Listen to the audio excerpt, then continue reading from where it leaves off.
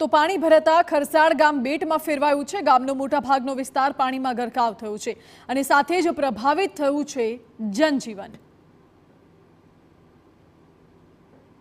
નવસારી જિલ્લામાં અવિરત વરસાદ વરસી રહ્યો છે, જેને લઈને જે દ્રશ્યો સર્જાયા છે નવસારી જિલ્લાના જલાલપોર તાલુકાના ખરસાડ ગામના દ્રશ્યો છે। ઉતારા ફળિયું અને અલગ અલગ જે કંઈક ફળિયાઓ છે એ ફળિયાઓમાં પાણી ભરાવાનો બનાવ બન્યો છે। વર્ષોથી જે રીતે સ્થિતિ નિર્માણ થાય છે એ જ પ્રકારની સ્થિતિ આ વર્ષે પણ નિર્માણ થઈ છે, જેને લઈને ખેડૂતોમાં અને ખાસ કરીને જે કંઈક સ્થાનિક જે લોકો છે એ લોકો સમસ્યાનો સામનો કરવા માટે મજબૂર બન્યા છે। ખરસાડ એ જલાલપોર તાલુકાનું એક મહત્વનું ગામ છે, જ્યાં આ પ્રકારે સ્થિતિ નિર્માણ થઈ છે। આ જે ગામ ઘરો છે, ઘરોમાં દર વર્ષે આ પ્રકારની સ્થિતિ નિર્માણ થાય છે। જે દ્રશ્યો દેખાઈ રહ્યા છે એ દ્રશ્યો જે કંઈક બયાન કરે છે કે આ પ્રકારે કેટલા પાણી છે।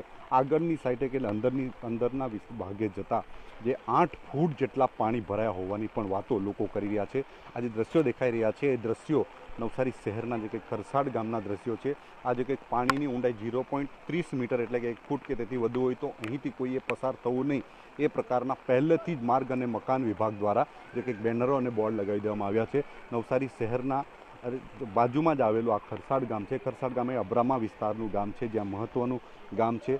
5 થી વધુ ગામના લોકો આ રસ્તેથી પસાર થતા હોય છે અને પસાર થઈને પોતાના આવન જાવન માટે અને ખેતી માટે જે કંઈક અલગ અલગ વિસ્તારોમાં પહોંચીને જે કંઈક ખેડૂતો છે એ ખેડૂતો ખેતર સુધી જતા હોય છે અને પોતાના કામના સ્થળે પણ જતા હોય છે। પરંતુ જે સ્થિતિ નિર્માણ થઈ છે, ગંભીર સ્થિતિ નિર્માણ થઈ છે, એના કારણે લોકોની સમસ્યામાં વધારો થયો છે। અંદરની સાઈડે એટલે કે મુખ્ય માર્ગ પર 8 ફૂટ જેટલા પાણી ભર્યા છે। જે લોકો છે એ લોકો પાણી ક્યારે ઓસરશે એની રાહ જોઈને બેઠા છે। ખાસ કરીને ખરસાડ એક એવું ગામ છે કે જે મહત્વનું ગામ છે, જે અન્ય જલાલપોર વિસ્તારના જે કંઈક 40 ગામોને જોડતું એક ગામ છે, એને જે કંઈક પાણી ભરાતા લોકો સમસ્યાનો સામનો કરવા માટે મજબૂર બન્યા છે। લોકો જે છે એ પાણીમાં જે કંઈક સ્થિતિ નિર્માણ થઈ છે, પાણી જે ઓસરી રહ્યા છે એને લઈને સમસ્યાનો સામનો કરવા માટે મજબૂર બન્યા છે। આ જે ગામ છે ખૂબ મહત્વનું ગામ છે, ખેતી સાથે જોડાયેલું, પશુપાલન સાથે જોડાયેલું અને રોજગારી કરીને જે કંઈક જીવન જીવતા લોકો આ વિસ્તારમાં ખાસ કરીને રહે છે અને દર વર્ષે આ પ્રકારની સ્થિતિ નિર્માણ થાય છે, પરંતુ જે સમસ્યાનો નિવેડો ન આવતા લોકો આક્રોશની લાગણી વ્યક્ત કરી રહ્યા છે। નીરજ ગામિત, TV9 નવસારી। તો આ તરફ પૂર જેવી પરિસ્થિતિ સર્જાતા ગ્રામજનો એક્શનમાં આવી ગયા છે અને નીચાણવાળા વિસ્તારોમાં ખાસ ધ્યાન આપી રહ્યા છે। શું કહી રહ્યા છે ગ્રામજનો, હવે તે સાંભળો। નવસારી જિલ્લામાં ધેમાર વરસાદે કેટલાક ગામોમાં તારાજી સર્જી છે। તારાજીના દ્રશ્યો દેખાઈ રહ્યા છે નવસારી જિલ્લાના જલાલપોર તાલુકાના ખરસાડ ગામે। ખરસાડ ગામના આ દ્રશ્યો છે, જ્યાં મુખ્ય માર્ગ પર 4 ફૂટ જેટલા પાણી ભરાયા છે, જેને લઈને લોકો સમસ્યાનો સામનો કરવા માટે મજબૂર બન્યા છે। મુખ્ય માર્ગો પર પાણી ફરી વળ્યા છે। તદુપરાંત જે મહત્વનું ગણાતું ઇલેક્ટ્રિક જે કંઈક થાંભલાઓ છે એની ડીપીમાં પાણી ભરાઈ ગયા છે, જેને લઈને તાત્કાલિક અસરથી પાવર સપ્લાય બંધ કરવામાં આવી છે। સવારથી જ પાવર સપ્લાય બંધ કરી દેવાની જે કંઈક જરૂરિયાત ઊભી થઈ છે। આ જે દ્રશ્યો છે એ ખરસાડ ગામના દ્રશ્યો છે। 4 ફૂટ જેટલા પાણી ભરાઈ ચૂક્યા છે। ગામના જે આગેવાનો છે ગામમાં કોઈ અનિચ્છનીય ઘટના ન ઘટે એને ધ્યાનમાં રાખીને જે કંઈક કામગીરી કરી રહ્યા છે। કેટલાક લોકો સાથે વાત કરીશું। આ કેટલા સમયથી પાણી ભરાયા છે? આ સવારે 6 વાગ્યાથી પાણી ચાલુ થઈ ગયું છે ભરાવાનું। પહેલા સવારે 1 ફૂટ પાણી થયું હતું સવારે, ત્યાં પછી અડધો કલાકમાં તો આ પૂરું પાણી ભરાઈ ગયું છે। આ પાણી ભરાવાના કારણે કેટલા લોકોને સમસ્યા? આજના સમય આજે તો આ અમારાથી બીજા મોહલ્લામાં નહીં જવાય એવી પરિસ્થિતિ થઈ ગઈ છે ને આ નીચેના ભાગમાં તો અમારો ટોટલી રસ્તો બંધ થઈ ગયો છે ને પેલા બીજા મોહલ્લામાંથી આ બાજુ ન અવાય, અમારાથી તે બાજુ ન જવાય એ પરિસ્થિતિ છે। કેટલા ગામના લોકો ઉપયોગ કરે છે આ રસ્તાનો? આ ગામના 4 થી 5 ગામનો ઉપયોગ થાય છે આ રસ્તા પર। ખરસાડથી પનાર, કનેરા, કૃષ્ણપુર, આ બાજુથી કોઠા।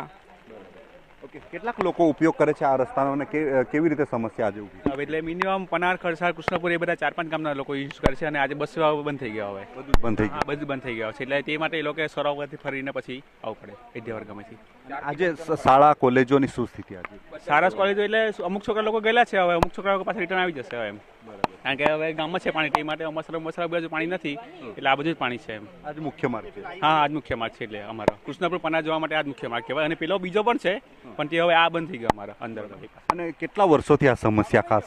હવે આ સમસ્યા તો એમ તો ઘણા વર્ષોથી છે, પણ મતલબ કે મીન્સ પાણી વરસાદ બંધ થઈ જાય એટલે પાણી પાછું ઉતરે પણ અને વર્ષોથી એટલે વ્યવસ્થા નથી એવું? હા, એટલે વ્યવસ્થા એટલે મીન્સ કે છે વ્યવસ્થા, પણ જો પાણી વરસાદ બંધ થઈ જાય એટલે પાણી ઉતરી જશે એમ। તો વ્યવસ્થા આ જે કંઈક છે, પરંતુ જે કંઈક પાણી ભરાવાનો બનાવ બને છે, જે લોકો છે એ પોતે અલગ ફળિયામાં રહે છે અને આ રીતે અલગ અલગ વિસ્તારોમાંથી આવવા માટે મજબૂર બન્યા છે.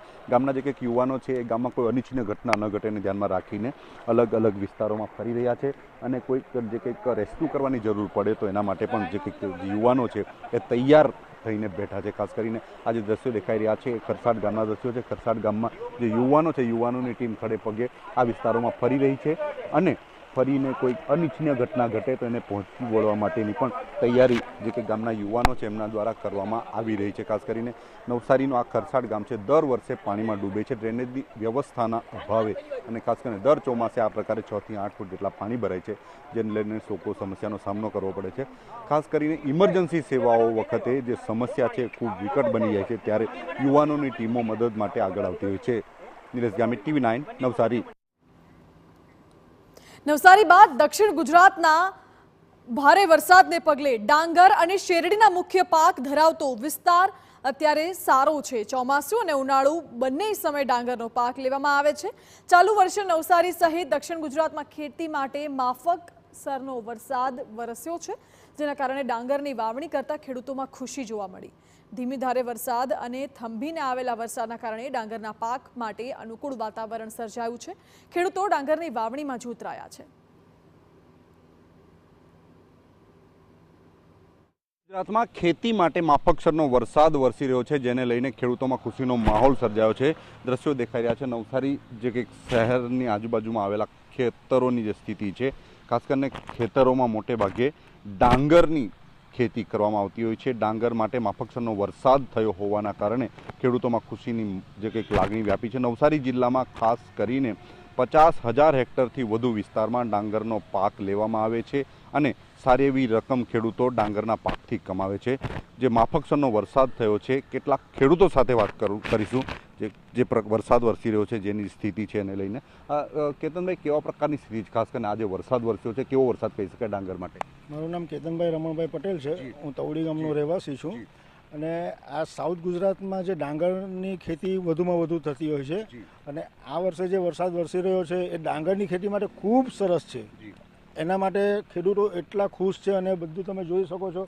આ પાણી ભરાઈ ગયા, ડાંગર માટે એકદમ સરસ છે.